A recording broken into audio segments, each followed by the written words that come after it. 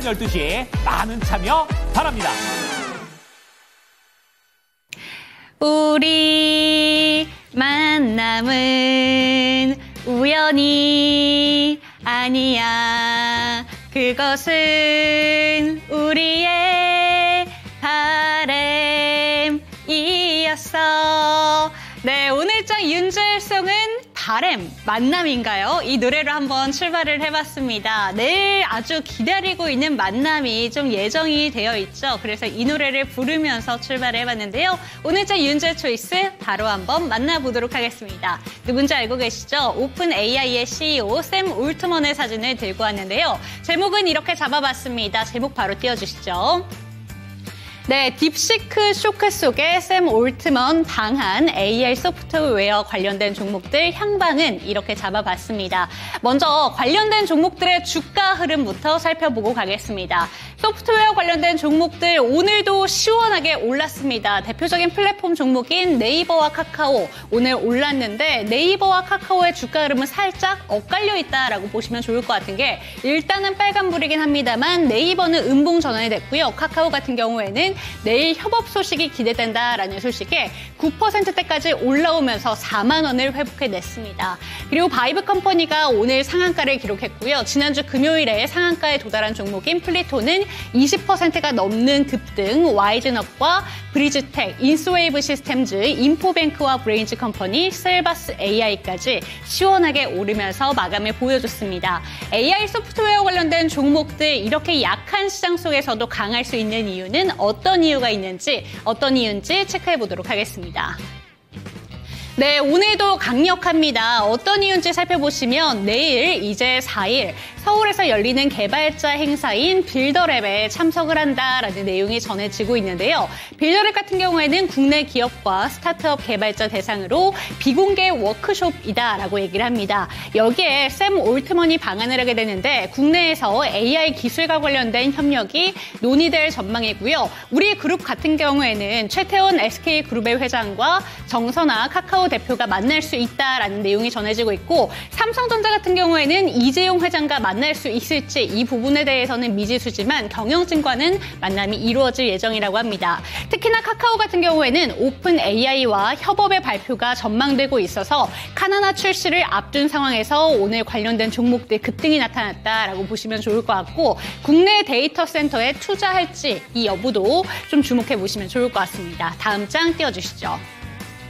네, 그리고 이번 주에 추가적인 이벤트들도 있습니다. 2월 7일에 국가 AI 컴퓨팅 센터 사업 설명회가 개최되고요. 2월 4일 내일 더불어민주당에서 딥시크 쇼크와 관련된 긴급 자담회가 1월 31일 국민의힘에 이어서 추가적으로 이어진다고 하니까 AI 관련된 종목들의 중대 전환점이 이번 주에 이루어질 것이다. 이 점만큼은 눈여겨보시면 좋을 것 같습니다. 두 가지의 자료를 한번 준비해봤습니다. 다음 화면 띄워주시죠.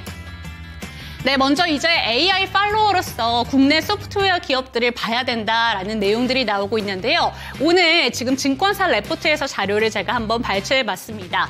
소프트웨어 같은 경우에는 지금 두 가지의 방향성이 예상이 되고 있는데 일단 긴 방향성으로는 6개월 이상 걸릴 수 있지만 저비용 고효율 AI를 이제 직접 만들 것이다 라는 내용들도 전망이 되고 있습니다. 하지만 아무래도 시간이 좀 오래 걸리고 있고 중국과 미국의 경쟁이 격화되고 있는 만큼 이쪽보다는 단기 도달이 가능한 전망이 이루어질 것이다 라고 점쳐지고 있는데 저비용과 고효율 AI를 서비스에 직접 활용하는 방법, 그러니까 이제 이걸 어떻게 활용하는가 그리고 수익을 어떻게 전략화하는가 이 부분에 집중할 것이다 라는 내용들이 나오고 있습니다. 그렇다면 반도체 종목들은 어떤 내용들이 나오고 있는지 살펴보시죠. 네, 그 전에 일단 국내 기업 중에 자체 LNM이 개발이 된 기업들 먼저 살펴보도록 하겠습니다. 삼성전자 같은 경우에도 있고요. 네이버와 LG, NC소프트, 코난테크놀로지, 솔트룩스 생각보다 많은 기업들이 자체 LLM을 갖고 있지는 않는다라는 점에서 갖고 있는 종목들도 수익률이 모두 다 난 건 아니기 때문에 좀 눈여겨보실 필요는 있다라는 점도 체크해 보시면 좋을 것 같습니다. 반도체 종목들에 대한 차트도 한번 살펴보도록 하겠습니다. 네, 반도체 업종들 같은 경우에도 지난주 금요일부터 오늘 좀 밀리고 있긴 합니다만 조금 이 부분을 눈여겨보시면 좋을 것 같습니다. 메모리 반도체 부분에서 GPU와 추론 전용 칩이 나뉘어져 있는데 일단 GPU 같은 경우에는 우려가 선반영되어 있다라는 점은 생각해 보시면 좋을 것 같습니다. 하지만 이렇게 AI 관련해서 사업이 커지다 보면 추론 영역과 관련해서는 칩에 대한 수요가 증가할 수 있다라는 점 기대감이 들어온다라는 점도 생각해 보시면 좋을 것 같은데요. 다음 화면도 띄워주시죠. 네, 여기에 추가적으로 지금 현재 샘 올트먼 같은 경우에는 아시아 전반적으로 순방을 하고 있습니다. 그런데 일본과의 만남에서 이런 얘기를 전달했습니다. AI 전용 단말기를 개발 중이다. 독자 반도체 개발도 시사하고 있다라는 부분에서 디자인하우스 관련된 종목들의 수혜도 기대된다라는 점 체크해 보시면 좋을 것 같고요. 이렇게 샘 올트먼의 방안에 대해서 소프트웨어 관련된 종목들, 반도체 종목들의 향방에 대해서 짚어봤습니다. 관련된 종목들은 어떻게 들고 가면 좋은 건가? 이 시간 체크해 보시죠. 당신의 초이스 채널 고정!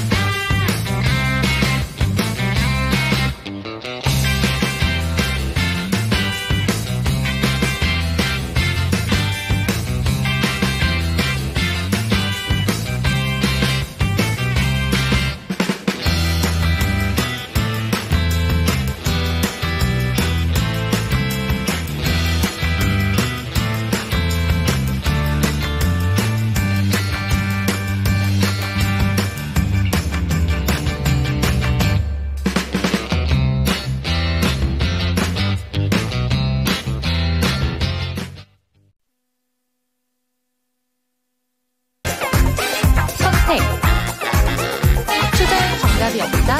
당신의 선택만 있다. 후회 없는 선택을 위한 당신의 초이스.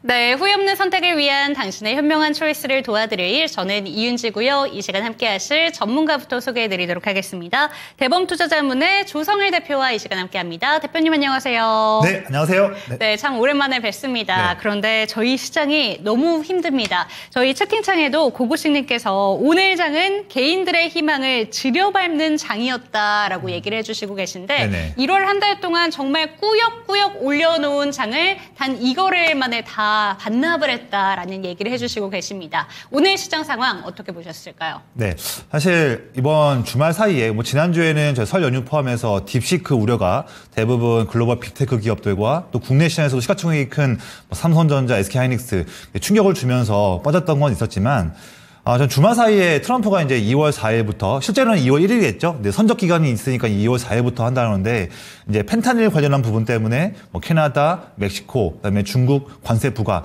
사실 저는요, 주말에 이슈가 있었지만 이미 11월 중순부터 나왔던 내용들을 보니까 이미 시장에서 전 세계 투자자분들이 한 2개월 동안 내내 이미 다 알고 있는 내용들, 이런 내용이기 때문에 이번 주말 나왔을 때도 큰 충격은 아니겠느냐 생각 들었는데, 오히려 자산시장에서는 이미 다 아는 내용임에도 불구하고 이게 진짜 알고 있는 내용이지만 트럼프가 진짜로 하네? 이런 부분에 대한 충격 때문에 증시가 좀 흔들리는 모습이었고요. 그래서 오늘 특히 오늘 증시도 코스피 코스닥 빠졌지만 이제 원달러 환율이 정말 아까 앵커님 말씀처럼 1월 달에 정말 꾸역꾸역 힘들게 해서 그나마 상승 나왔는데 지수도 오늘 그만큼 2거래일 만에 빠진 모습이었지만 더 안타까운 건 뭐냐면 환율이에요. 원달러 환율. 이게 1,400원대 후반대 갔다가 어렵게 1월 말까지 1,450원대 레벨로 내려왔는데 다시 오늘 하루 만에 16원 이상 올랐습니다. 그래서 1,470원대가 됐는데 이런 원달러 환율 부분이 저는 좀 우려가 되는, 물론 더 체크해야 될 부분이 필요한데, 그래서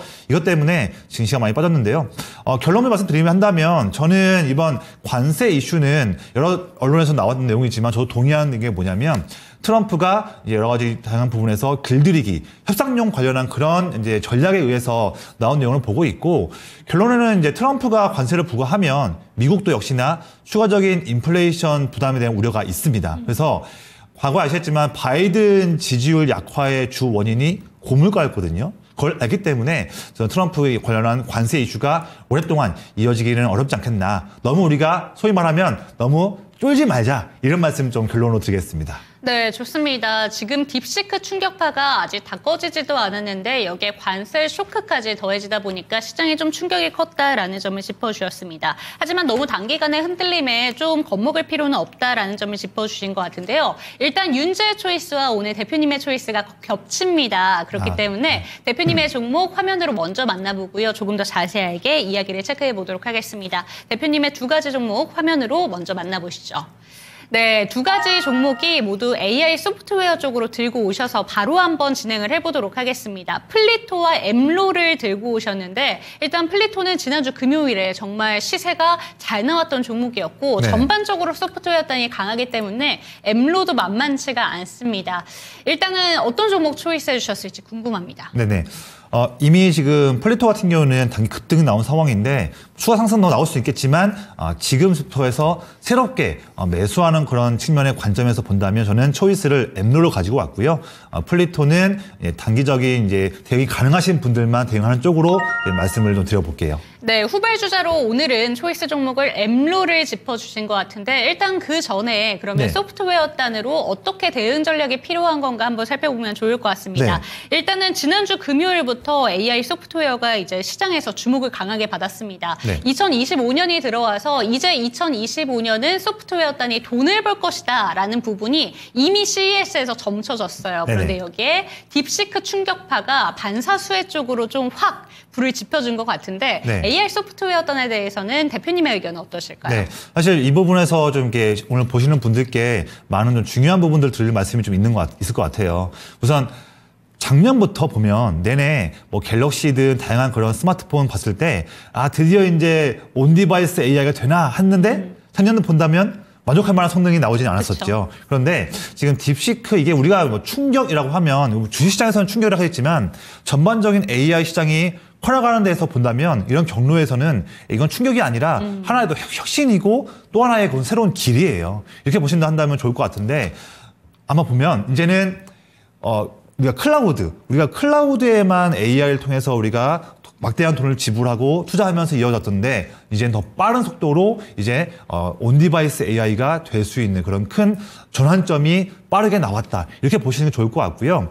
지금 AI가 더욱더 확산되는 속도가 빠를 거예요. 그래서 우리가 봤을 때 지금까지는 AI에서 작년 말까지도 엔비디아가 주도하는 GPU 쪽 관련한 하드웨어 쪽 이런 부분에서 주가가 큰 상승 나왔지만 이제는 그런 따뜻한 온기가 이렇게 퍼지는 거죠. 물론 엔비디아는 밸류에이션, 피크아웃 우려가 좀 있을 수 있겠지만 그 외로 본다면 전반적인 생태계는 더욱더 탄탄해지는 부분이다.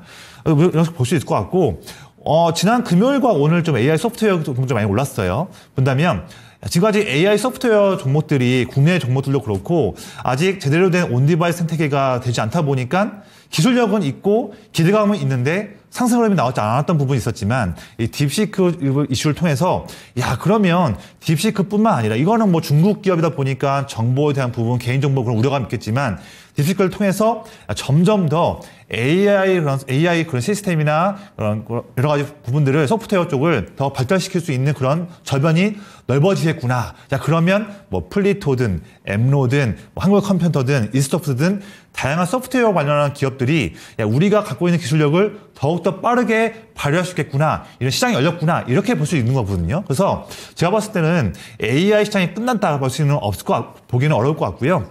지금까지 소외되었던 AI 소프트웨어 관련 기업들 그리고 더불어서 보안 기업들, 이런 기업들에 우리가 꾸준하게 투자할 수 있는 절호의 찬스가 이제부터 시작되었다. 이렇게 좋은 관점으로 보시는 부분이 전 더 맞다고 보겠습니다. 네, 일단은 시장에서는 국내 증시 자체로는 충격으로 받아들이고 있는데 AI 산업 자체가 커지는 데에서는 긍정적인 부분도 많다라는 점 짚어주시면서 소프트웨어 기업들과 보안 기업들을 눈여겨보자라는 점을 짚어주셨습니다. 그런 부분에서 일단은 오늘 소프트웨어 종목들 중에서 두 가지 종목을 택해 주셨는데 일단 소프트웨어 종목 중에서 많은 분들이 제일 눈여겨보시는 건 대표적으로 플랫폼 기업인 네이버와 카카오가 있는데요. 맞습니다. 네. 그 종목들이 아니라 이 두 종목으로 선택하신 이유가 있으실 것 같거든요. 네. 네이버, 카카오는 좀 어떻게 보시는지 그리고 그 종목들이 아니라 이 두 가지 종목을 선택하신 이유도 함께 짚어주시면 좋을 것 같습니다. 네. 우선 당연히 국내 소프트웨어 기업 중에서 가장 그래도 AI 쪽에서 돈을 많이 투자를 하고 있고 발전 가능성이 높은 기업이 카카오 네이버겠죠.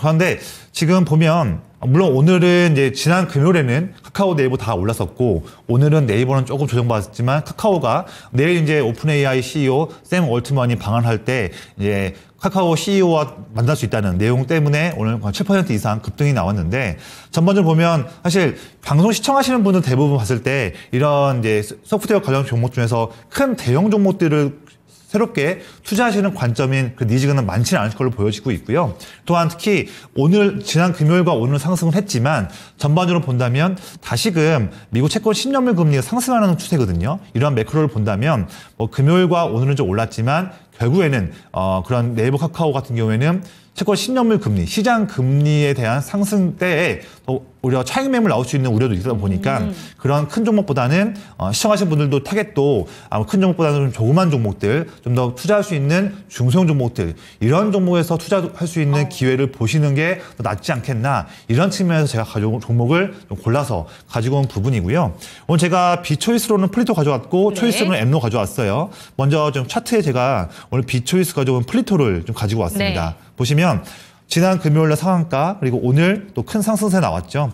거래량도 거의 지금 작년 때부터 최대 거래량이 지난 금요일과 또 그걸 경신하는 오늘도 큰 상승세 거래량 나왔는데 보면 매우 중요한 저항 라인이었던 6개월의 저항이었죠. 22,500원 라인도 오늘 시원하게 뚫어진 모습입니다. 이 종목은요, 뭐 지금 제가 오늘 비초에서 가지고 왔지만 이 종목이 당장 그렇단다면 내일부터 빠지냐? 이런 측면 드리는 말씀은 아니에요. 그래서 좀 오해하시지 마시기를 권장드리고 이 종목은 지금 상태에서는 현재 지금 보유하신 분들만 대응하시기를 좀 권장드리겠고 이 종목을 오늘 시간 외나 또는 내일 아침에 새롭게 매수하고 싶으신 그런 분들이 한다면 물론 투자하는 것도 나쁘지 않지만 정말 철저한 본인만의 로스컷 할 수 있는 단기 로스컷 할 수 있는 그런 기준이 스킬이 있는 분들만 접근하시기를 권장드리겠고 또는 그런 게 없다 한다면 내가 오늘 시간 외나 또는 내일 아침 시초가 부분에 매수한 다음에 기계적인 단기 로스컷에 대한 그런 실행이 가능하신 분들만 접근하시는 부분으로 좀 국한되어서 드리는 말씀이에요. 그래서 지금은 권장드리기로는 이미 플리토를 보유하시는 분들만 내일부터 해서 조금씩 분할로 익절하는 그런 보수적 대응을 권장드리는 표현으로 말씀드리겠습니다. 만약 그걸 본다면 현재 당연히 급등 생산 나왔는데 사실 플리토가 글로벌 플랫폼 언어 관련한 그런 말뭉치 우리 코퍼스라고 불리는데 네. 이런 부분에서 실력을 발휘하고 있는 기업이긴 한데 지금 그거 봤을 때 이 기업이 실제로 그런 매력적인 투자 포인트 대비해서 이익이 그렇게 눈에 띄게 수익을 내는 경우도 아니에요. 그래서 우리가 단순하게 텍스트로 볼 수 있는 투자 매력은 야, 이 기업이 어떤 빅테크라도 일을 하고 있고 뭐하고 있고 참 기대가 되는 이슈긴 하지만 실제 버는 돈 또 올해 작년 대비해서 올해 얼만큼 더 큰 이익을 벌 수 있을지에 대한 그런 기대감은 크진 않을 수 있다. 그래서 그런 부분도 제가 염두하는 부분으로 드리는 말씀이고요. 현재 이 종목을 보유하신 분들이 한다면 제가 주가가 내일부터 떨어졌을 때 또 반대로 올랐을 때 두 가지 시나리오로 같이 좀 말씀을 드릴게요. 주가가 만약에 내일 빠진다 한다면 저는 바로 아래 가격이에요. 25,000원. 작년에 6월과 7월 달에 매우 의미 있는 지지라인과 함께 맞닿아 있는 라인인데요. 25,000원 가격대를 만약에 내일 지키지 못하고 꺾인다 한다면 단기적으로 최소한 절반 정도 비중은 정리해서 단기 이익을 좀 실현하시는 부분을 권장드리고요. 만약에 그럼에도 불구하고 주가가 더 빠져서 마지막으로 24,000원 라인 24,000원마저도 만약에 깬다고 한다면 그때는 전량 익절한 다음에 다시 주가가 더 아랫부분에서 재매수할 수 있는 부분을 기다려보자. 그런 측면으로 드리는 말씀이고 만약에 반대로 내일 주가가 더 오른다 한다면 그때는 단기 목표가 라인을 제가 이 선들을 좀 지울게요. 다시 선을 건다 한다면 주가 만약 오른다 한다면 이번 반등 사이클 때는 27,000원에서 27,500원 정도. 이 정도 파란색 라인 얼마 안 남았는데요. 이 정도 라인에서 대부분의 물량을 익절하는 그런 전략으로 단기 대응으로 빠져나온 다음에 다시 또 아래 부분에서 재매수할 수 있는 그런 기회를 보자. 이렇게 좀 말씀을 정리하겠습니다. 네, 우선은 AI 소프트웨어단에서 많은 분들이 가장 크게 눈여겨보시는 게 네이버와 카카오의 강세입니다. 하지만 이 두 가지 종목 같은 경우에는 채권 10년물 금리가 상승하면 차익 매물이 나올 수 있다라는 점에서 경계감을 가져야 된다라는 점 짚어주셨고요. 그래서 대형주가 아니라 중소형단으로 접근을 해봤을 때 플리토와 우선 엠로를 집중해 주셨습니다. 플리토 같은 경우에는 일단 주가가 빠지게 되면 25,000원 라인 먼저 확인해 보시고요. 단기적으로는 절반 정도 비중을 줄이시고 24,000원마저도 깨지게 되면 전량 익절 포인트 제시해 주셨습니다. 그리고 주가가 오른다면 단기 목표가 27,000원에서 27,500원 확인해 보시기 바랍니다. 그렇다면 초익스 종목은 엠로 들고 네. 오셨습니다. 이 종목은 어떤 종목일까요? 엠로를 잘 모르시는 분도 있을 것 같아서 한번 설명을 좀 드릴게요. 이 종목이 AI 기능을 활용해서 소프트웨어를 만드는 기업인데 특히나 주력으로 하고 있는 일들은 이제 뭐 클라우드 쪽도 일도 하고 있지만 유력한 그런 대기업들이나 중소기업들, 기업들이 여러 가지 자재 부품들을 구입할 때 우리가 공급망 관리가 중요하지 않습니까? 여러 환율도 있고 품목도 많이 있고 상당히 많은 변수들 때문에 체크하는 부분이 중요한데 그런 공급망 관리, 우리가 SCM이라고 불리는데 이런 관리들을 도와주는 소프트웨어 쪽을 일하고 있는 기업인데 중요한 매력은 또 한 가지 이거죠. 삼성 SDS가 이 종목의 지분을 약 30% 이상을 보유하고 있기 때문에 더더욱더 삼성 SDS 그리고 범삼성그룹과 함께 일을 하는 그런 기업으로 함께 볼 수 있는 매력 포인트가 뛰어난 기업 중에 한 가지입니다. 그래서 보면 이런 소프트웨어 쪽도 좋은데 우리가 추세를 쭉 본다면 AI 소프트웨어를 하는 기업 중에서 앞서 말씀드렸던 플리토 같은 경우에는 매력 포인트는 있다고 하겠지만 실제 최근 3년 동안 내내 영업이익이 적자였거든요. 그쵸. 그런데 우리가 AI 소프트웨어를 볼 때도 실제로 과거에도 그렇고 지금도 그렇고 앞으로도 그렇고 정말 그 기업이 참 소프트웨어 쪽 일을 한다고 해서 AI에 붙어 있으면서 투자 포인트는 참 매력적이고 지분도 있다고 하니까 매력적인데 진짜 돈을 벌고 있느냐 이 부분도 정말 중요하거든요. 근데 엠로는 돈을 정말로 벌고 있다. 그리고 전망치이긴 하지만 작년도 벌었던 영업이익 대비해서 올해 전망치로 봤을 때는 시장은 거의 2배 정도 이상의 영업이익을 더 벌 것으로 전망하고 있습니다. 그런 측면 때문에 엠로를 보는 측면이고요. 이제 아래 차트를 한번 보시면 오늘 또 매우 중요한 포인트가 나온 거예요. 자, 보면 작년 11월 중순부터 했을 때 내내 6만 원대, 7만 원대 거의 3개월 연속으로 6만 원, 7만 원 박스권을 뚫지 못하면서 내내 횡보했던 그런 좀 약간 좀 불편하고 좀 약간 좀 어려운 그런 횡보 흐름이었거든요. 그런데 그런 횡보 흐름을 드디어 오늘에서야 매우 큰 양봉으로 뚫었습니다. 어떻게 본다면 우리가 시청자분들께서 돌파 매매를 좋아하시는 분 계실 것 같은데 아주 좋은 타이밍이 오늘 나왔죠. 그래서 이전에 지금 3개월 동안의 저항 라인을 오늘 막 뚫었던 중요한 포인트이기 때문에 가져온 종목이고 이 종목 제 방송 많이 보신 분들은 아시겠지만 자 차트에 보면 아래에 뭐가 있습니까? 아래에 빨간색 선, 파란색 선이 이렇게 있는데 앵커님 제 기법 잘 아시죠? 큰형님 기법이요. 맞습니다. 네. 그래서 저는 특히나 제가 올해로 이제 20년 차 투자를 이어오면서 많은 기법이 있지만 가장 많은 성공을 견인했던 기법 중에 한 가지가 큰형님이라는 이름의 기법인데 간단합니다. 차트에서 아래를 보시면 아래 빨간색 선이 엠로 같은 경우에는 지금 11월 초부터 빨간색 선이 쭉 증가하고 있죠. 특히나 11월도 11월이지만 12월 중순부터 다시 한번 빨간색 선이 증가하고 있는데 이게 뭐냐면 이 종목을 투자하고 있는 기관 투자자들, 기관 형님들이 꾸준하게 물량을 순매수하고 있다는 그런 뜻을 누적 그래프로 선으로 나타내고 있는 표입니다. 자, 주가가 12월 중순에 6만 원대 또 최근에 7만 원 박스권에 있는 상태인데 박스권에 있는 한 달 반 동안 주가는 횡보하고 있었지만 아래 보시면 기관 형님들은 물량을 쭉 사고 있는 거 보이시죠? 정말 가파르게 사고 있습니다. 이런 순매수를 통해서 드디어 오늘 어려운 시장임에도 불구하고 3개월의 저항을 뚫었다. 이게 매우 중요한 포인트고요. 오늘도 기관의 순매수는 거침없었습니다. 지금 최근에 한 달 동안에 기관이 이 종목의 시가총액의 무려 3.4%라는 큰 물량을 순매집하고 있거든요. 정말 뛰어난 그런 매력 포인트이기 때문에 제가 봤을 때 엠로는 지금이 다시 한번 주가 상승할 수 있는 큰 그런 기로의 시작점이다 드리는 말씀이고, 기관 수급되고 있고 차트에서 박스권 뚫었고요. 그리고 지금 현재 시장이 주목하고 있는 트렌드에도 부합하는 AI 소프트웨어 기업이고, 또 삼성그룹과 연관돼 있고, 또 투자 포인트가 좋은 포인트가 많이 있습니다. 그래서 엠로를 만약에 지금 없으신 분들이 한다면요, 제가 봤을 때는 작년 5월 말에 고점이 76,000원 라인이었습니다. 저는 그래서 엠로가 없는 분들이 한다면 권장드리기로는 한 75,000원, 76,000원 이 가격대 이하라고 한다면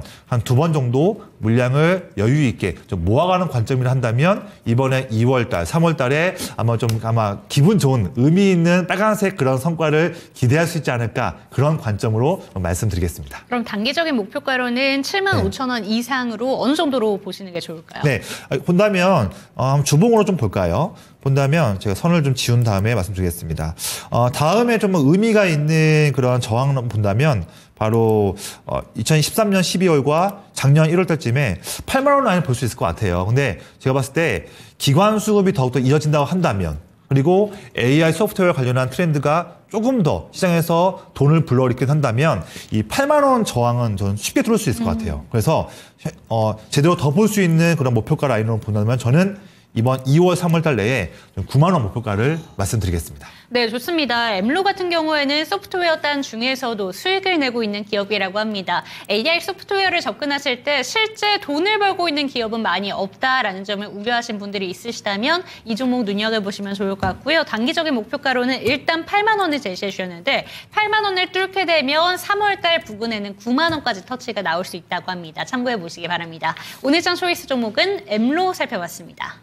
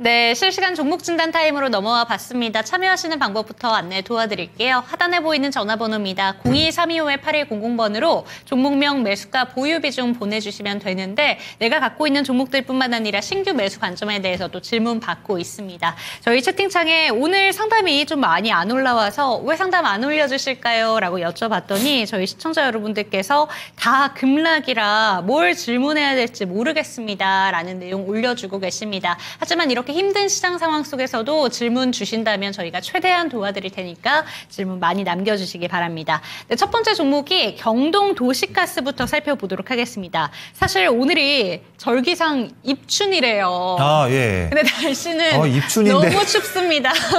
너무 추운 날씨 속에서 이 종목도 오늘 최저가를 기록을 했습니다. 52주 신저가를 깨버린 또 종목인데 경동 도시가스가 종가 기준으로는 0.51% 소폭 밀렸는데 주가가 계속 밀리고 있습니다.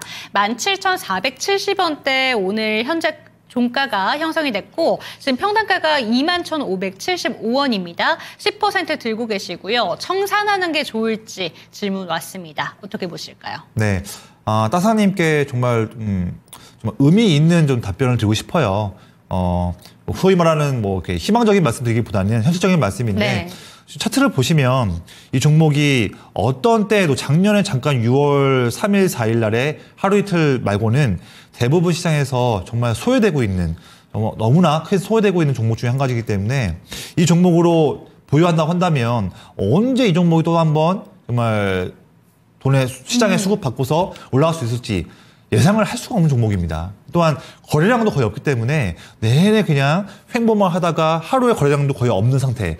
이런 좀 종목이기 때문에 이제 좀 강하게 말씀드린다면 이 종목은 과감하게 비중도 10%로 한다면 그래도 아주 큰 비중은 아니니까요. 네. 과감하게 지금 현재가 부분 또 내일 오전 중에 매도를 하셔서 지금 시장에서 그래도 어려운 시장이지만 그런 때에도 시장의 메이저 자금들이 꾸준하게 들어오는 종목들이 있죠. 뭐 지금 이번 주 같은 경우는 AI 관련 종목들도 돈 들어오고 있고 로봇 종목들도 수급이 들어오고 있고요. 또한 트럼프 정책에 따라서 아마 이번 주에 오늘은 좀 아니었지만 이번 주에 뭐 우주, 그다음에 조선 기업들, 원전 또 오를 거란 말이죠. 그렇게 현재 트럼프 정책이나 다양한 그런 트렌드에서 부합하는 그런 종목들로 빠르게 교체해서 이 종목으로 인한 시간적인 어떤 시간에 대한 그런 아쉬움들, 성과에 대한 아쉬움들 다 잊으시고 새로운 종목으로 성과를 빨리 개선시키는 게 좀 중요하다고 봅니다. 그래서 이 종목은 더 뭐 볼 거는 없다고 보고 있고요. 내일 오전 장중에 뭐 17,000원, 18,000원 이 밴드 내 현재가 오늘 종가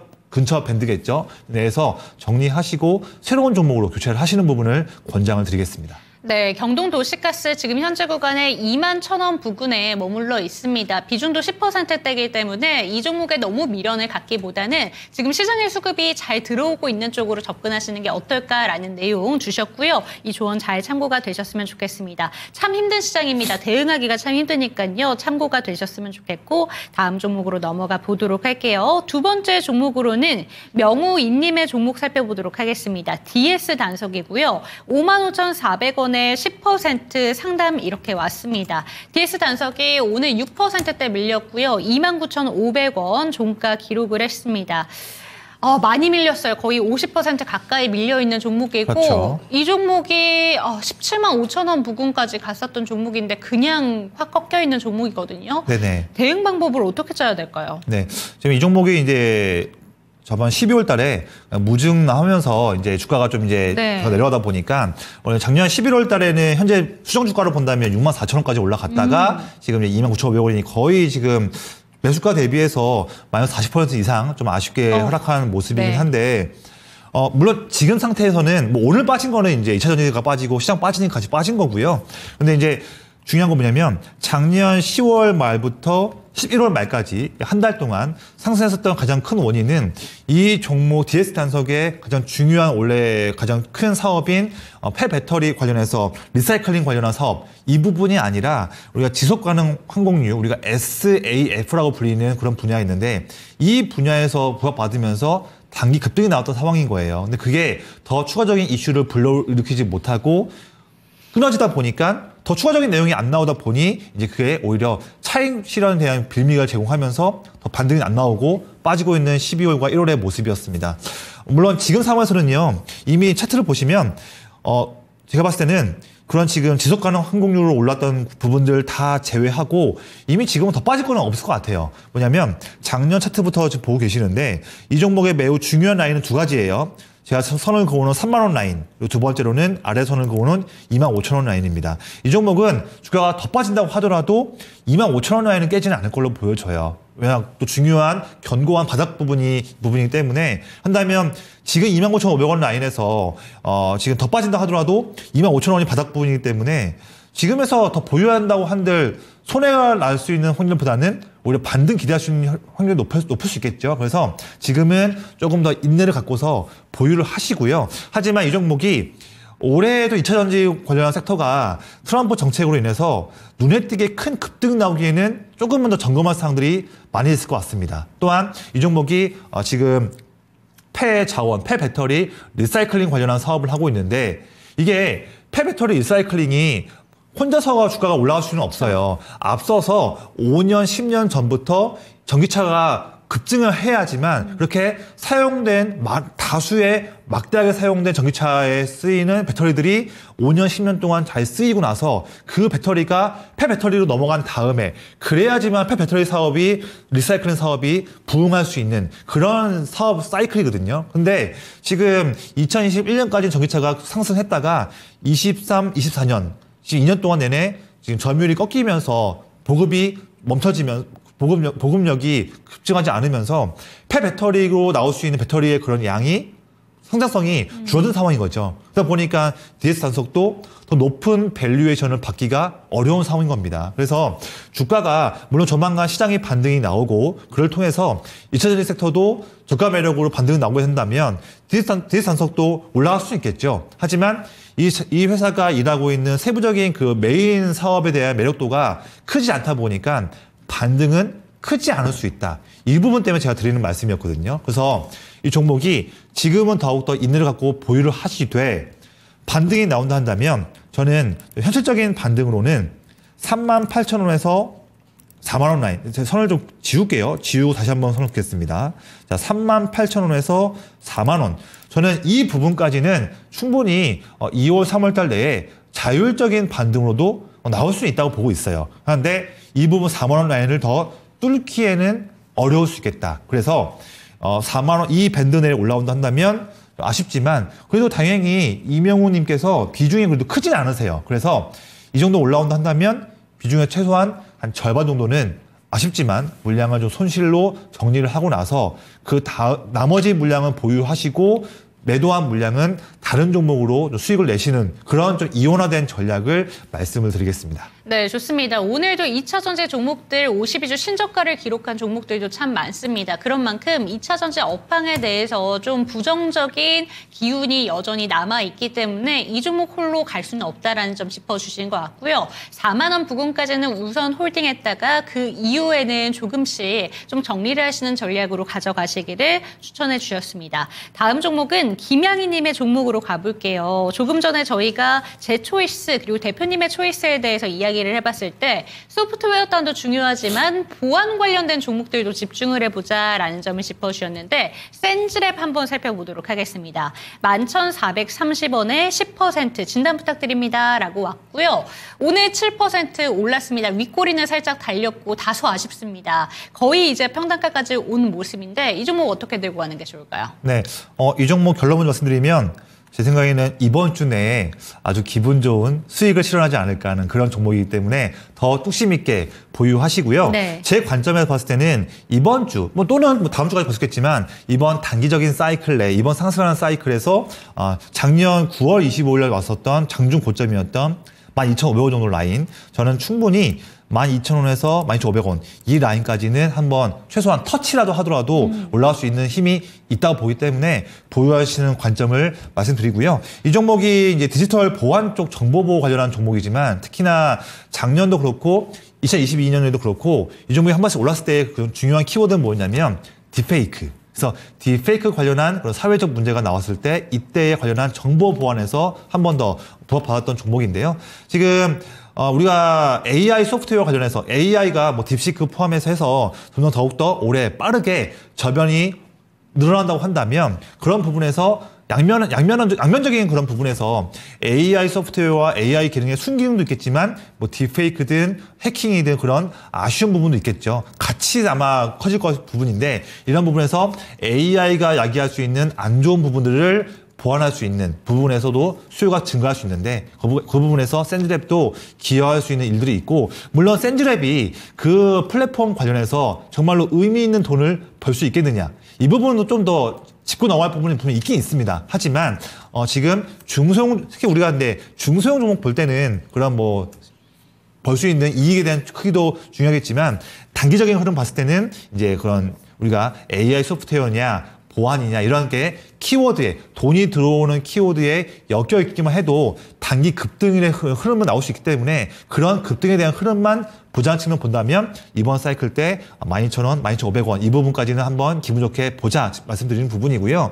김양희님께서 애초에 센즈랩을 단기 접근으로 들어가신 그런 관점을 하신다면 마침 딱 부합하는 부분일 것 같고요. 먼저 좀 본다면 12,000원에서 12,500원 말씀드렸던 그 가격대 라인 여기 부분을 올랐을 때는 최소한 한 절반 정도 물량은 좀 익절하시기를 권장드리겠고요. 만약에 이 부분 와서 절반 정도 비중을 정리했는데 그 이후에 남은 물량이 더 올라가지 못하고 꺾인다 한다면 그 다음에는 12,000원 이하로 내려가면 전량 익절하시면 될 것 같고요. 만약에 남은 물량이 12,500원도 더 뚫었다 한다면 그때는 남은 물량은 더 기분 좋게 보유하시면서 다음에 다시 한번 저에게 또 물어보시면 다음 또 남은 물량에 대한 전략도 말씀을 드릴게요. 네, 황소철업님께서 디지털 보안 종목들 중에서 대표님이 보시기에 매수해도 될 만한 추천 종목이 있는지도 한번 질문해 주셨는데 네. 관련해서 한번 살펴주실까요? 네, 사실 대부분의 국내의 AI 관련한 보안 종목들을 봤을 때 말씀드렸던 뭐 센즈랩, 그다음에 뭐 한싹, 그다음에 뭐 예를 들면 SP소프트 종목들이 여러 가지 있는데 제가 보는 종목으로는 좀 차트적인 타이밍을 좀 더 오늘은 좀 보는 네. 관점이었는데 제가 SP소프트 이 종목을 하나를 가지고 왔고요. 이 종목도 이제 AI 소프트웨어 관련해서 보안 쪽 관련한 그런 키워드에 엮이는 종목이고 한데 차트를 보시면 오늘 1120원으로 마감했습니다. 한데 제가 선을 한번 그어볼게요. 거의 지금 작년 7월 말부터 매우 의미 있는 추세에 대한 저항 라인이 딱 10,000원이거든요. 10,000원 라인이 제가 오늘 해보면 작년 7월 말에도 지지했다가 꺾인 지점이었고요. 한데 8월 중순에 돌파했다가 바로 하루 만에 실패했고 8월 말과 9월에도 돌파했다가 실패했고요. 또한 작년에 12월 중순에도 돌파했다가 또 장중에 실패했고 이번 1월 달 초 1월 말에도 돌파했다가 실패했습니다. 보면 최근 6개월 동안 내내 돌파했다가 실패했던 저항 라인이 10,000원 라인이거든요. 그런데 오늘 종가 기준으로 10,000원을 뚫고서 1120원으로 마감했습니다. 한다면 이런 차트적인 측면에서도 매우 중요한 6개월 저항을 종가 기준으로 뚫어주는 모습도 매력 포인트고요. 두 번째로는 지금 말씀드리고 있는 그런 AI 소프트웨어 관련해서 보안 쪽도 매우 중요한데 그 부분에서 트렌드에 엮일 수 있는 종목이기 때문에 저는 이 종목 이번 주 내에도 아마 단기적인 아마 의미 있는 단기 슈팅이 한번 나오지 않을까 그런 기대감으로 관심 많은 종목으로 말씀을 드려보겠습니다. 네, 추천 종목까지 추가적으로 짚어주셨으니까 잘 참고되셨으면 좋겠습니다. 다음 종목은요, 귀요미님의 종목입니다. 대한과학이고요.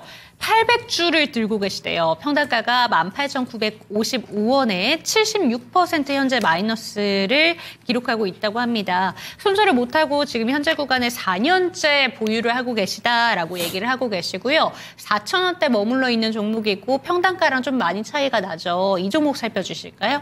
네, 사실 이 종목은 참 설명을 어떻게 드려야 할지 왜냐하면 이 종목이 아시겠지만 2020년과 21년 이때 코로나 바이러스가 퍼지면서 그때 콜드체인, 그러니까 백신이 이제 백신 부분을 해외에 유통하거나 옮겨갈 때 그때 한참 우리가 기억나실지 모르겠지만 비행기에 그쵸. 수송을 할 때 정말 이게 영하의 온도로 보관하다 보니까 그 비행기 수송을 할 때 콜드체인 그때 부각됐던 그 키워드였거든요.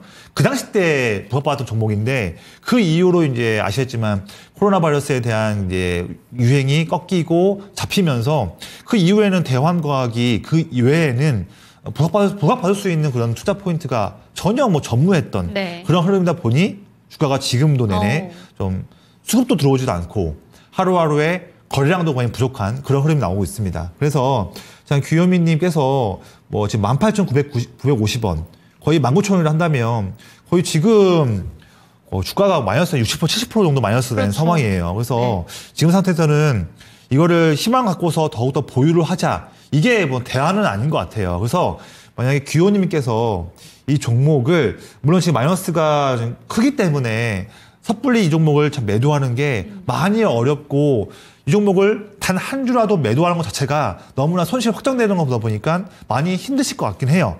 하지만 이 종목을 그렇다고 해서 마냥 보유한다고 했을 때 어떤 호재로 이 종목이 올라갈 수 있겠느냐. 이 부분도 제가 봤을 때는 제 관점 봤을 때는 좀 어떤 매력이 있는지를 보이지가 않습니다.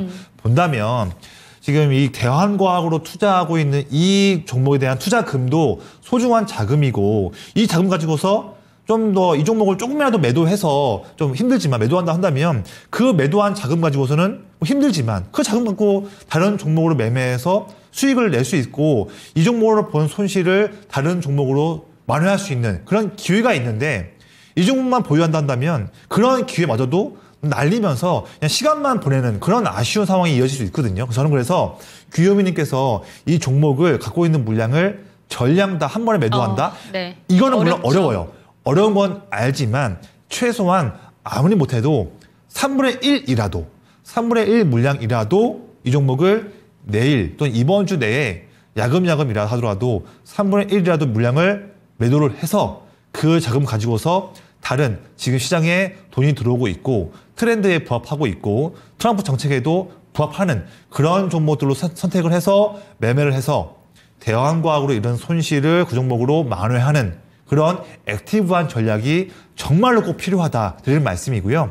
3분의 1 정도 비중을 매도해서 수익을 내면 그걸로 용기를 얻으셔가지고요. 나머지 매도하는 3분의 2 비중도 야금야금 더 매도를 해서 다른 종목 수익을 내는 그런 선순환할 수 있는 구조가 꼭 필요한 그런 관점이다. 이렇게 좀 정리를 하겠습니다. 네, 대한과학 참 오랜 기간 동안 기다리셨다고 합니다. 하지만 이 종목 무조건 긍정적인 생각보다는 물론 손실을 확정짓는다라는 게 두려우실 수 있겠지만 시간은 돈보다 훨씬 더 중요할 수 있습니다. 우리가 손실을 만회할 수 있는 다른 방법들을 찾을 필요도 있다라는 점 짚어주셨으니까 조금 전에 조언이 잘 좀 참고가 되셨으면 좋겠고요. 다음 종목으로 이어가 보도록 하겠습니다. 인디아님의 종목으로 가볼게요, 대표님. 네네. SK 이노베이션 한번 살펴보도록 하겠습니다. 네. 5%고 16만 원 지금 평단가신데 추가 매수를 고민을 하고 계시세요. 지금 일단 SK 이노베이션 같은 경우에는 섹터를 두 가지로 볼 수 있을 것 같은데 네. 2차 전지 쪽도 있지만 에너지 정유 쪽이랑도 연관이 되어 있잖아요. 그렇죠. 이 두 가지를 다 생각을 해봤을 때 트럼프 정권에서 이 종목은 앞으로 어떻게 가져가면 되는가 많이 고민이 되실 것 같아요. 2차 전지 쪽으로는 악재 같은데 또 에너지 쪽으로 본다면 긍정적인 부분도 있는 것 같고 네. 나머지 종목들에 비해서 그래서 차트가 안 꺾여 있는 것 같다라는 생각도 들거든요. 네네. 이 종목 어떻게 갖고 가는 게 좋을까요? 네, 뭐 최근에 주가가 그래도 꺾이지 않고서 야금야금 반등이 나오고 있는 모습 때문에 아마 희망적인 부분을 보실 네. 것 같은데 제가 보는 것처럼 그렇지 않습니다. 어. 이 종목은 기회 줄 때 나오자라는 측면이고요. 네. 물론 말씀하신 것처럼 크게 두 가지로 볼 수 있겠죠. 지금 자회사인 SK온, 그래서 배터리 쪽 관련해서 SK온이 이제 LG 엔솔과 삼성 SDI 대비해서 많은 부분들이 좀 재무적으로 어려웠던 부분이었고 적자가 심했던 부분이었는데 그게 이제 그래도 작년에는 그래도 이제 조금씩 SK온이 자구책을 발행하면서 그래도 그룹사 내에서 자금을 조금씩 마련해서 그래도 SK온을 살리자라는 측면 때문에 그런 기대감에 의해서 그게 이제 SK 이노베이션 주가에도 조금씩 좋은 쪽으로 나올 수 있겠지만 사실 올해에도 아까도 제가 말씀드렸던 중간에 들었지만 올해에도 트럼프 정책 하에서 2차전지 관련 기업들이 얼만큼 북미 쪽에서 아주 괄목할 만한 퍼포먼스를 보일 수 있을까? 이 부분은 짚고 넘어갈 부분들이 필요하거든요. 그래서 지금 바이든 때 정책의 한 가지였던 IRA에서 파생되어 온 AMPC 이 부분도 지금 트럼프가 벼르고 있는 상황이고 그래서 지금 생산 관련한 그런 보조금도 받기도 어려울 수 있는 부분인데 북미권 내에서 트럼프가 전기차 관련한 정책을 지원을 만약에 끊거나 줄인다 한다면 그 부분도 좀 아쉬울 수 있는 거거든요. 그래서 너무나 희망적인 내용을 보는 것도 그건 아쉬울 수 있다 측면이 있고 중요한 건 두 번째예요. 지금 첫 번째는 제가 배터리 말씀드렸지만 두 번째 원래 이 회사가 주로 본업이었던 정유 쪽. 네. 지금 정유 쪽 관련해서 애초부터 중국도 내내 중국 지금 동부 지역 해안 쪽에 막대한 정유 시설을 만들어내면서 지금 글로벌 화학과 정유 쪽 관련해서 지금 산업을 지금 어그럽히고 있거든요. 지금요. 지금 막대한 시설 투자해가지고 공급 과잉을 일으키고 있는 상황인데 중국의 행보도 참 우리 기업, 정유화학 기업에게 안 좋은 내용이지만 더 안 좋은 게 있어요. 지금 산유국으로 불리는 그 이제 사우디나 쿠웨이트나 그쵸. 이라크 쪽, 이쪽, 네. 오만도 이렇고요. 중동 기업, 중동 국가들도요, 이제는 스스로도 이제 정유나 화학도 같이 하고 있습니다.